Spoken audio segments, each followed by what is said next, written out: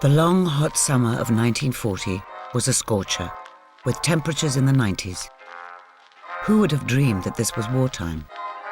Certainly not Londoners, many of whom continued to visit seaside resorts such as Brighton, Margate and Southend for the day, just across the Channel from occupied France. Little wonder they called it the phony war, until the government said otherwise. It's important that we should be prepared against gas. Put it on for 10 to 15 minutes, one day a week. It may be a little irksome at first, but you'll soon get used to it. Across Europe, countries were falling like dominoes. Norway, Denmark, Belgium, Holland, and then France. Here in London, unbeknown to most, the Port Authority was already preparing for war and the possibility of invasion. To the casual observer, it looked like business as usual in London's docks. Amid the teeming quaysides and busy warehouses, an atmosphere of optimism prevailed. In the period leading up to the war, the PLA commissioned a scale model of the port, together with a documentary film celebrating the wealth of its achievements. Perhaps the best barometer of the times is to listen to the pride and confidence which brims from this film. Not only is London the greatest metropolis of the world, but also, and above all, it is a great seaport, a marine city whose main channels, tributaries and backwaters are crammed with traffic that passes to and from the open sea and through one of the most up-to-date dock systems in the world. London's port lay at the heart of a vast empire, a veritable warehouse of the world, which handled over a quarter of the entire nation's imports. Factories, engineering workshops, processing plants and shipyards lined the riverfront and nearby districts.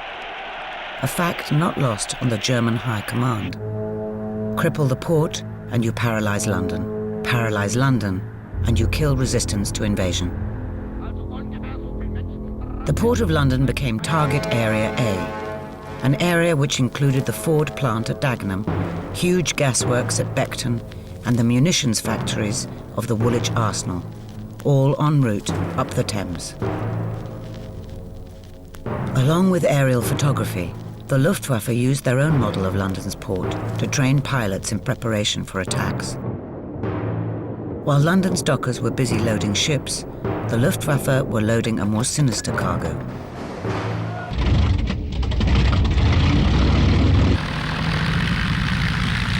Saturday, the 7th of September, was another hot summer's day.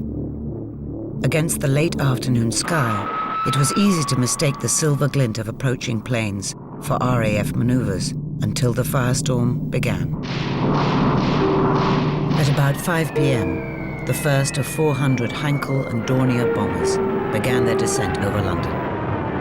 Another 400 arrived around 8 p.m. to continue the attacks.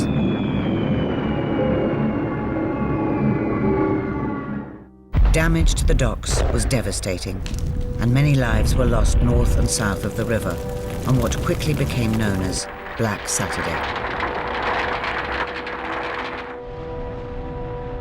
Incendiary attacks began fires which burned for 5 days. Not since the Tooley Street fire of 1861 had South London endured such widespread destruction. On the North Bank, cargoes of flour, paint, rubber and sugar sent an inferno of flames into the night sky which was visible for miles around. This little scene footage, filmed by the London Fire Brigade, is from September the 25th, 1940, after 18 days of successive bombardment.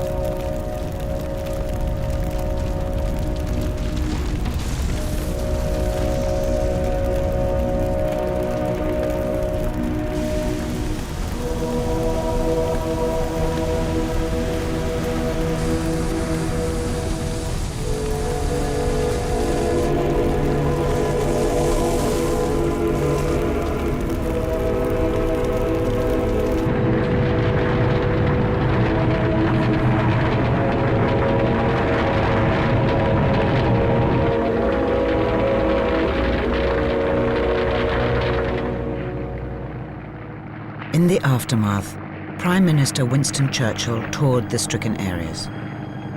Travelling on the PLA launch Nor, he took to the Thames to review the damage inflicted by enemy action.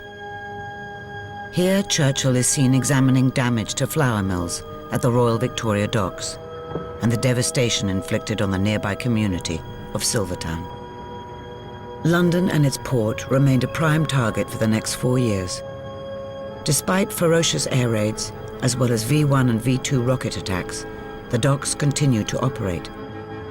Indeed, the port played a vital role in supporting Britain's war effort, and port workers were responsible for the development of many secret wartime projects.